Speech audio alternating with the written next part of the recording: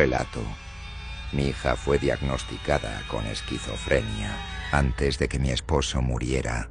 Nuestra hija, Verónica, fue diagnosticada con esquizofrenia infantil. La llevamos a infinidad de especialistas y casi todos llegaron a la misma conclusión. Su condición era rara, pero ciertamente no era insólita. Estábamos devastados. Los doctores sugirieron que no empezáramos a medicarla de inmediato. Tenían la preocupación de que los químicos podrían interferir con el desarrollo de su cerebro. A los 5 años de edad, cuando el desarrollo cerebral apropiado es crítico, no querían arriesgarse. Solo iban a prescribirle antipsicóticos si las alucinaciones se tornaban demasiado severas.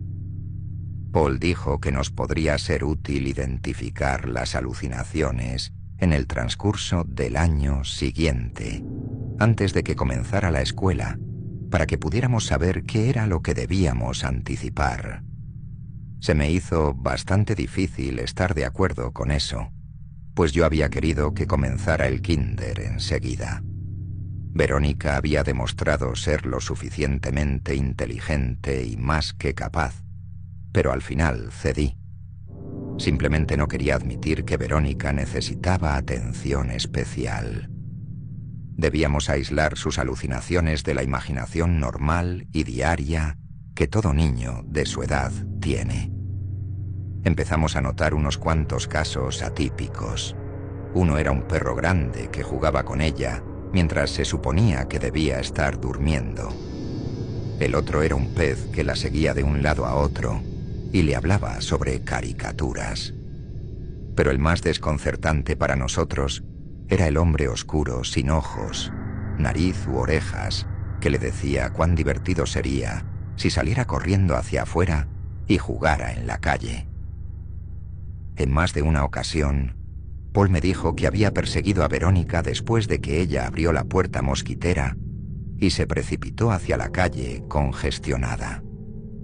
Tras la tercera ocasión, Paul se levantó por la madrugada, se reportó como enfermo en su trabajo y pasó el día colocando una cerca.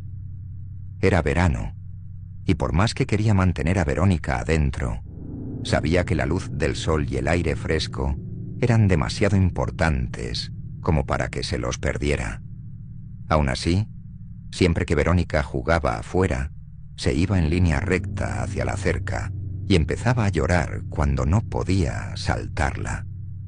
Recuerdo haber estado sentada con ella, en la grama a un lado de la cerca, mientras sollozaba y hablaba con el pez sobre cómo el hombre oscuro estaba enojado con ella y le había dicho al perro que fuera grosero cuando jugaran. Luego se puso a gritar por un largo tiempo. Cuando finalmente logré que me contara lo que estaba sucediendo, lo único que dijo fue que el pez había sido arrollado por un auto y que se había muerto.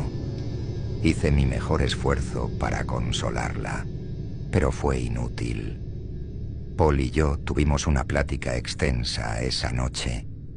Decidimos que su condición se encontraba lo suficientemente mal como para que requiriera de la medicación que habíamos estado tratando de evitar desesperadamente. Después de un viaje al doctor, quien escuchó con atención todas las observaciones que hicimos, se concordó en que su condición era potencialmente severa y le prescribió las drogas. Se nos dijo que la observáramos muy cuidadosamente. La medicación podía provocar que las alucinaciones empeoraran antes de que mejoraran. Al tercer día con el experimento de la medicación de Verónica, sus alucinaciones se hicieron violentas. Nunca había visto a nuestra hija tan atemorizada. Durante el transcurso de 2 días horrorosos, nos había descrito cómo el pez se había convertido en un monstruo después de su muerte, y ahora hacía que el agua tuviera un sabor fétido, cómo el perro la hería siempre que se encontraba sola, cómo el hombre oscuro sin nariz, orejas u ojos rasguñaba su barriga con tanta fuerza que había empezado a sangrar. En una ocasión que vi por debajo de su camisa, encontré arañazos frescos por todos lados en su barriga. Revisé sus uñas y, efectivamente, podía ver restos de sangre y piel por debajo.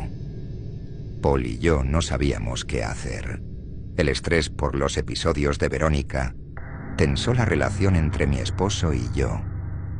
Podía notar que su depresión había resurgido. Aún así, me preocupaba más por mi hija inocente que por mi marido adulto. Los doctores nos pidieron que comenzáramos a ir amainando la medicación de Verónica para ver si las cosas mejoraban en algo. No pude notar la diferencia. Verónica siempre estaba asustada y continuaba rasguñándose a sí misma cuando nosotros no estábamos cerca, usualmente después de la hora de dormir.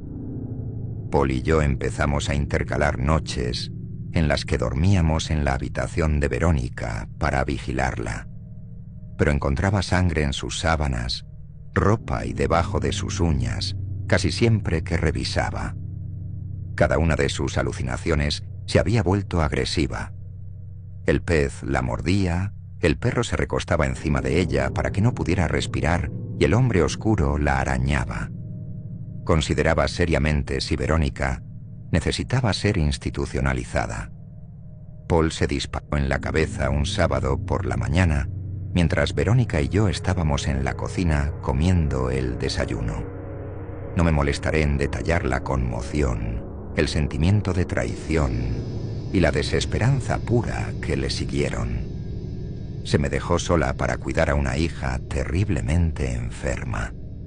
Un par de semanas después de su funeral, estaba limpiando la casa con Verónica a mi lado, quien mostraba orgullosamente los nuevos guantes de felpa que mi hermana le había comprado, con la esperanza de que dejara de lastimarse.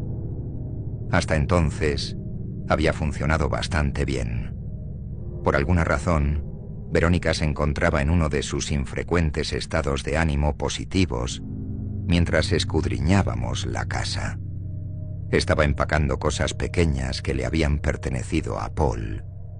Me dolía demasiado verlas cada día.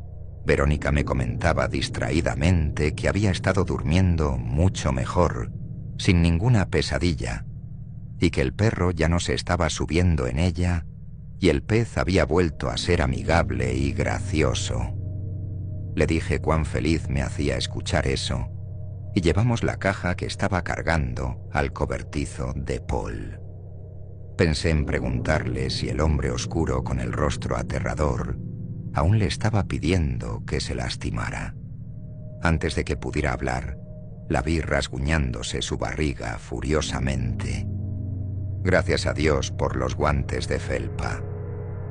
Después de probar alrededor de 15 de las 30 y tantas llaves que Paul había mantenido en su llavero, finalmente escogí la indicada para el cobertizo. Abrí la puerta y Verónica corrió hacia adentro para explorar. Ella giró hacia la izquierda y yo a la derecha, buscando un lugar en donde pudiera poner la caja. Verónica rió por lo bajo y exclamó: «Ahora yo estoy encima de ti». Me di la vuelta para ver a quién le estaba hablando. Arrugado en una esquina, debajo de Verónica, había un disfraz de perro.